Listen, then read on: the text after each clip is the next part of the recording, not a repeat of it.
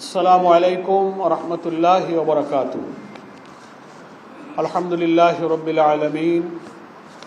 আসসালাতু ওয়াসসালামু আলা সাইয়্যিদিল মুরসালিন ওয়া আলা আলিহি ওয়া সাহবিহি আজমাইন। 11 দলীয় ঐক্যের সম্মানিত বিভিন্ন দলের মহাসচিব এবং সেক্রেটারিবৃন্দ, দলের প্রতিনিধিত্বকারী নেতৃবৃন্দ এখানে মঞ্চে উপস্থিত আছেন এবং আজকে উপস্থিত প্রিয় সাংবাদিক বন্ধুগণ এবং দেশবাসী ভাই ও বোনেরা, আমরা বাংলাদেশের সদ্য সমাপ্ত ত্রয়োদশ জাতীয় সংসদ নির্বাচনোত্তর জাতীয় সংসদ এবং চলমান রাজনীতির গতিধারার দিকে লক্ষ্য রাখলে আমরা কিছু হতাশার দিকই শুধু দেখতে পাচ্ছি। জাতির যে গণ আকাঙ্ক্ষা, 18 কোটি মানুষের গণ আকাঙ্ক্ষা,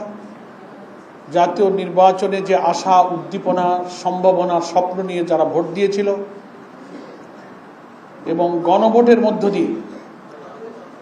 5 কোটি মানুষ বিদ্যমান রাষ্ট্র ব্যবস্থা সংস্কারের মধ্য দিয়ে একটি নতুন রাষ্ট্র কাঠামোর মাধ্যমে দেশকে দলীয়করণ,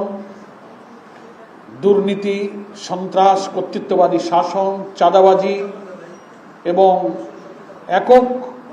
ব্যক্তির হাতের কর্তৃত্বের শাসন থেকে মুক্ত করে ক্ষমতার ভারসাম্য তৈরি করে দেশের উন্নয়ন এবং অগ্রগতির যে স্বপ্ন দেখেছিল, সে স্বপ্ন আজও পূরণ হয়নি। সেই হতাশা দূর করে জুলাই জাতীয় সনদে যে জাতীয় ঐক্যের পরিবেশ তৈরি হয়েছিল, তার ভিত্তিতে গণভোটের যে জাতীয় এবং গণরায় আমরা দেখতে পাচ্ছি বেদনার সাথে, সেই গণরায় কিন্তু এখন ক্ষমতায় অধিষ্ঠিত বর্তমান সরকার বাস্তবায়ন করছে না, বরং তার থেকে সোজা একেবারে ইউটার্ন করে